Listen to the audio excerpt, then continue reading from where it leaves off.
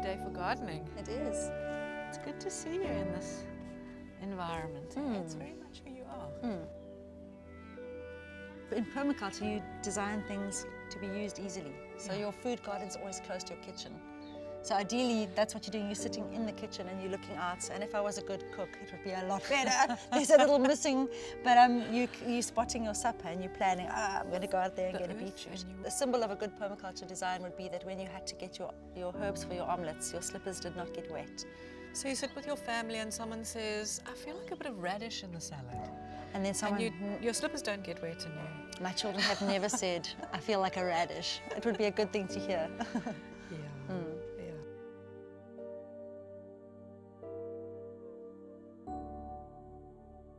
Please note the school tracksuit. We lived in a house which was across the road from Lake Mzangazi, which was a freshwater lake in the middle of, I suppose it's in the middle of the suburbs now, but at that point it was on the edge of wilderness. So there were monkeys and pawpaw and avocado trees full of fruit. And I mean, it's, you know, as your child, it's obviously idealized a bit, but a lot of freedom, a lot of fun. But I think that freedom was really amazing, and that early connection to wilderness is something that's made me strong all the way through my life.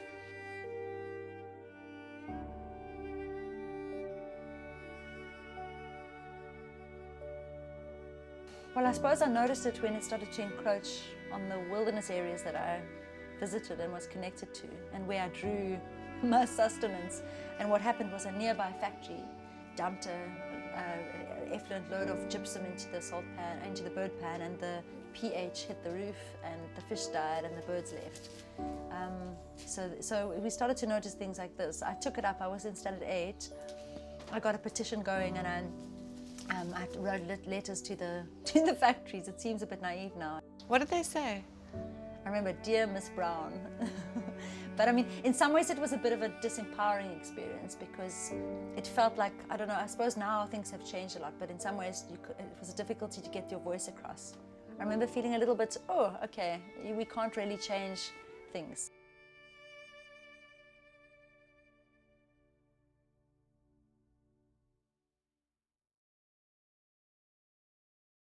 After university, I finally scored my first job, journalism job at Strake Publishing, working in the magazine section, and worked quite happily there for about a year and a half. And then started to question what I was doing a little bit. I remember feeling like a very small cog in a media machine, and I didn't really understand. You had all these thoughts in you about the world and your place in it and what was happening, but then something happened that woke you up. So we'd just been out with a group of friends, came out, it was Long Street, and came out of the club at about 2 in the morning or something, walking towards the car, and I looked down, and on my right, in the gutter, I saw a child sleeping. And it was such a small moment in some ways, and so common, and yet it sparked huge change in me as I realized that I'd been living in a bubble. It was a kind of meeting of these two disparate worlds, and I realized that I very much wanted to be part of the solution in getting that child off the gutter. It was a sense of how we'd lost our way. Yeah.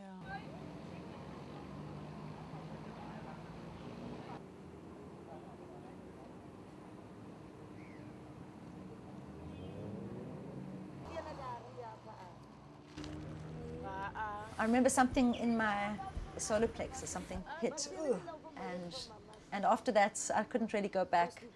It's like sometimes you wish you hadn't seen something, because when you see something like that, there's a call to change and to make change and to take action.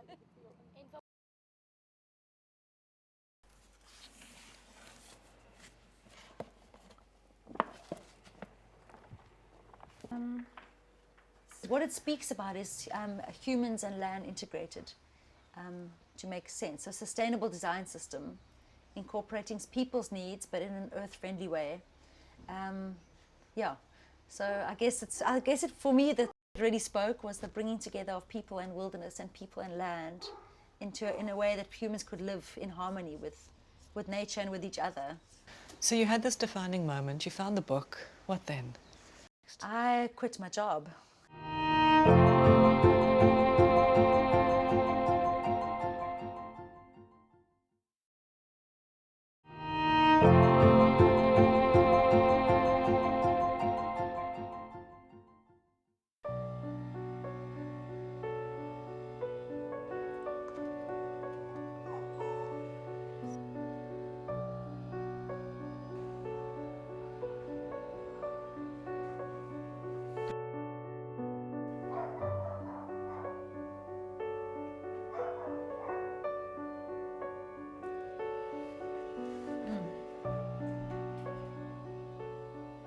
there I remember almost the seed starting for me with seeing Leigh shift. There was when we were teaching in Taiwan, that anybody that she met, particularly the Australians, anybody that she met that had any connection with permaculture or a green idea, she would end up in intense conversations with them. It was to the exclusion of all else. Leigh would get into that, and she had a lot of knowledge and she wanted to know more. There was a hunger, almost a desire to follow that path. And she wasn't on that path at the time, but you could see that there was a little spark and a magnetic attraction to anybody that could feed that hunger.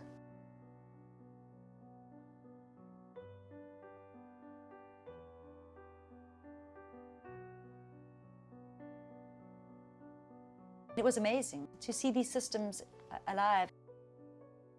We lived in a little house in a 10-year-old food forest, which, do you know what a food forest is? Tell me. It's based on the forest principles of the succession of a natural forest, but it's putting productive species into a perennial forest system.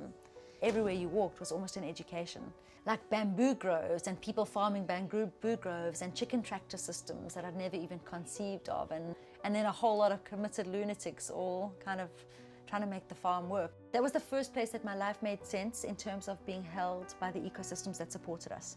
And it was simple. It was eating food and then putting it back into the soil, catching water and drinking it, growing your own food, and it all just seemed to make sense. It was the most held I think I'd ever felt up until that point. When you were in Australia, you met somebody who would change the trajectory of your life. It was Rubina McCurdy, and she, an incredible visionary and permaculturist from New Zealand, who had run a 4-month project in Cape Town at a school in Philippi. And she'd started, it was called Seed, and she'd done a 4-month project putting gardens in and working with teachers and learners on the transformation of their school.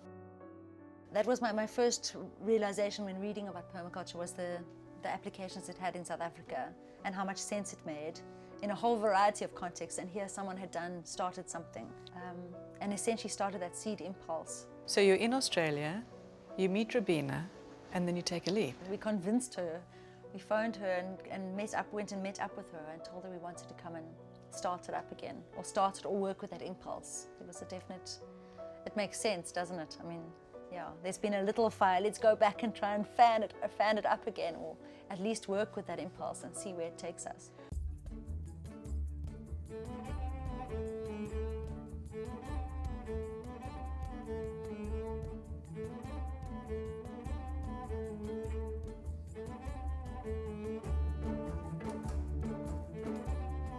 We sat in classrooms, and I remember that was heart-wrenching. I mean, I remember sitting in one classroom in Philippi with about 80 children, with one teacher in the pouring rain in this little kind of leaky classroom, with children writing with little tiny ends of pencils, and just, some of the situations, some of the learning environments that children found themselves in were so uninspiring. And I remember this absolute certainty that we had to make this happen no matter what.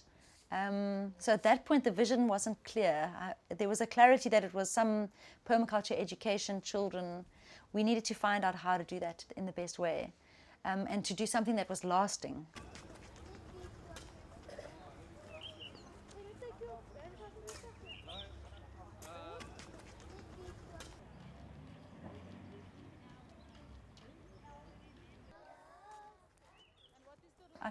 I found pregnancy was a very focusing time. It didn't feel distracting, it felt consolidating. And again, the commitment was stronger. So, as I need to do this work for the children in the school in Philippi, so this work is important for my own children coming into the planet, that they're going to inherit from us.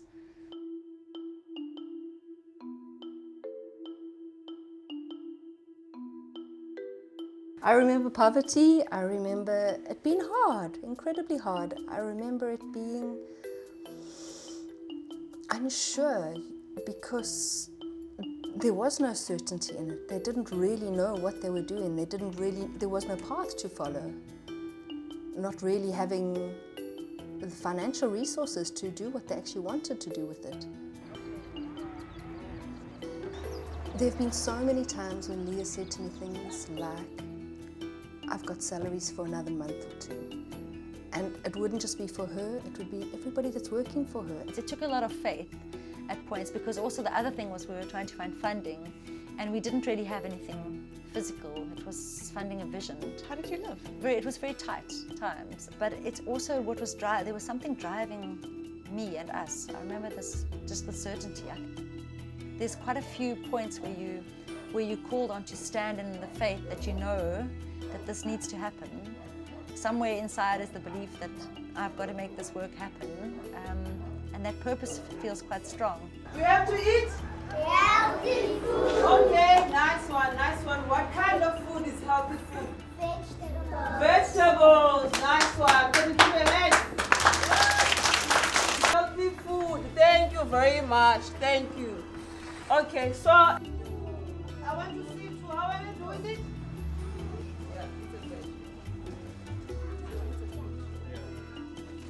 Guys, a watermelon is a fruit. That is not a vegetable, it's a fruit. Part of the curriculum has certain aspects of science and that has to do with what we do in the garden. We can use the garden for science, we can use it for technology, for maths, for language, for instance. And so it's just making things a bit easier in terms of learners coming to the garden, and let's say you do a lesson on texture. Now you can explain to them in the class what texture is all about, but it means actually more to come to the garden and then to come and feel those the different kinds of textures on the plants itself. So suddenly the garden has become an extension of the classroom. The classroom has been enlarged in terms of you don't sit between the four walls all the time. You now have this entire garden to come and teach in. We started writing books and curriculum. What we found with working with teachers was that they needed much more support than we thought. So we thought, oh, we'll just go in and teach a 3-day workshop and then you'll have it, you know. And we found that wasn't enough. What came out of a lot of work and research and eventually years in the field was something now called the Outdoor Classroom Program, which is a 3-year partnership with schools, which really works at growing an outdoor learning space and then supporting and mentoring the curriculum, the teaching through that. And potatoes. Potatoes, yes. Okay, can we give him hands? Can we clap for him? Everybody clap for him. A lot of the impulse for the work at schools was around reconnecting children to the ecosystems that support them and connecting them to the daily miracles of what it is when a seed grows from a seed into a plant, and how you can take a deserted piece of ground and make an abundant garden. And there's something that comes in for children there. Well, it's gardening as a metaphor for social change.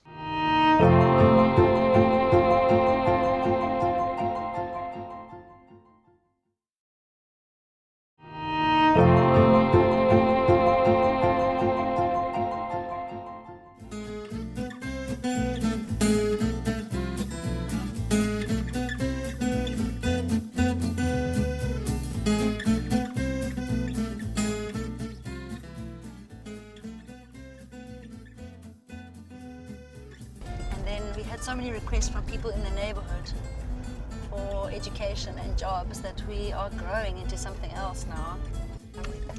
So here's one of our home gardeners. Hello, Tyria. There's 100 homes being supported to grow food, and she's one of the initial committee members. So she is an activist, a food freedom activist. When they first came in, it was just to help us enlarge the garden that we had. You know, it was about making more of the school a bit greener and so on. And that sort of grew into what we have now. And I was sent to Zimbabwe for some training in permaculture. And when I got back, I was all, you know, up and going and ready to go. When we enlarged our garden, they were here to sort of help us. And they've been there ever since, you know. And yes, not only did the garden grow in terms of the size, but also in terms of involvement of the community. You know, our communities become involved more in our school. This is a seed garden. So there's heirloom vegetables planted, and the idea is that there's another enterprise, another job here. So we start to sell open pollinated, Cape Flats adapted heirloom seed. And the kids? What's the reaction? I mean, you've been here for a couple of years, Yeah. obviously. The children are amazing. I mean, so it started with the schools program. So it started with our facilitators coming here and working with the children. What I've been struck by is I noticed in the nursery the other day the gentleness with which children were handling plants. For me, that kind of means that the ethic of what we're teaching has got through. What else do you see with the kids? What I've noticed with children is home gardens coming up in learners' houses. Oh, magic. So that's also really sweet. And then they just love it. I mean, you see them coming outside and you'll see the lights turn on and it's exciting. It doesn't feel like learning. You kind of learn through adventure.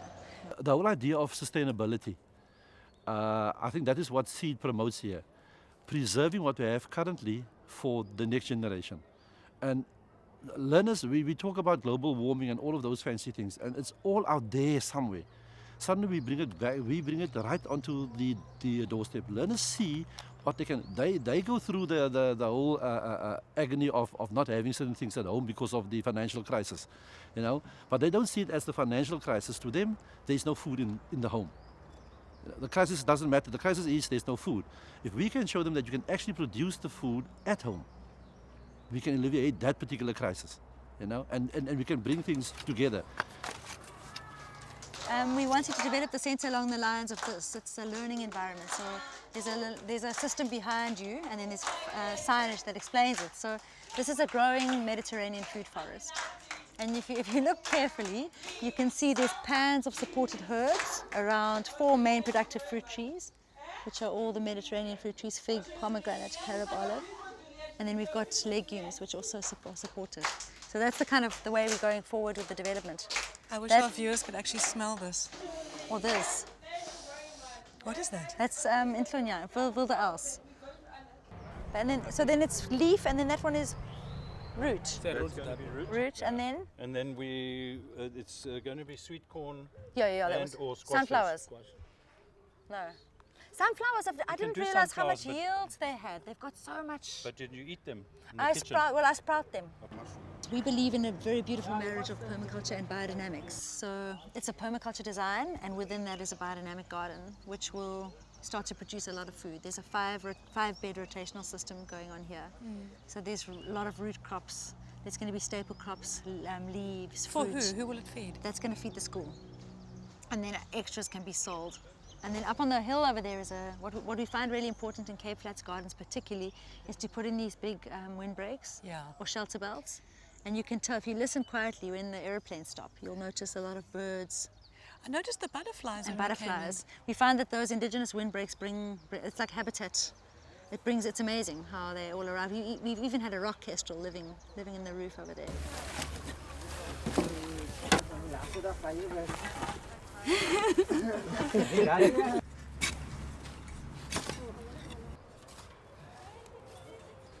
This is first participants of the Food Freedom Project, and we will then be establishing food gardens at their home. So this is we're reaching like the end of the second day of their training. The crops are just quite big for it, right? So what it would do, it would cause erosion even in that small, tiny hole, right? So you ask your wife, please don't throw away the window lean. Throw some water in and you use that mist spray. It makes a very fine water particle. Scotty? You can also use a 5-liter paint can. Mostly they make it of plastic. You chop holes in little holes. And you can water it with a can. You hold a 5-liter can here and you water in there. And like this. Garden rockstar.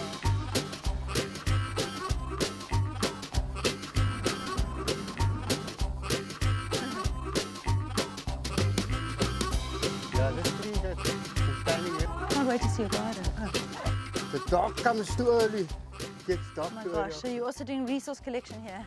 Yeah, I've cut down a tree here in the road and I collected all These these. things are growing. So we had enough space here to put in trees, which are coming along nicely. This pomegranate will come. I actually thought mine was dead, but they come roaring. They come back to life at this time of year. And then an olive and a tree tomato. Mulberry was already there. I've harvested running beans, These guys are having a big argument. tomatoes, lettuce, spinach, brinjals. I ate a lot of things out of here. You know that soft You know the thing in the watering can that tips on? I've also lost mine. For me, it gives me a lot of motivation, and it keeps me occupied, and I think it's something good. Mentally, it's something good, because yes, some herbs I can use. Every night I make myself some villa oils. I make my a cup of hot water. I put some villa oils in there, and I drink it every night, and I feel healthy. I sleep very well at night. But I think John Scott's garden is an exciting example of this integrated garden system. So it's not just food, it's medicine. It's the trees that are going to provide fruit in the future. Yeah, water tank, solar geyser. I think it's a lifestyle.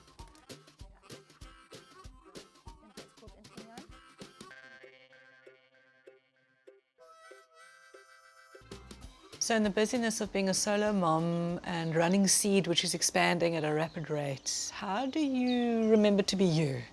You've got to make space for yourself, especially I think the one lesson I've really learned from being a solo mother is that it's so important to keep yourself inspired and happy. Otherwise the whole thing just collapses and becomes unpleasant for everybody. So I elbow space for myself. I do 5 rhythms dancing, I surf, I hang with friends, I get out a night a week. I remember that there's somebody phrased it as that you've got to keep your cup full, because if you're scraping the edge of the barrel, it's not, so that is really a big lesson.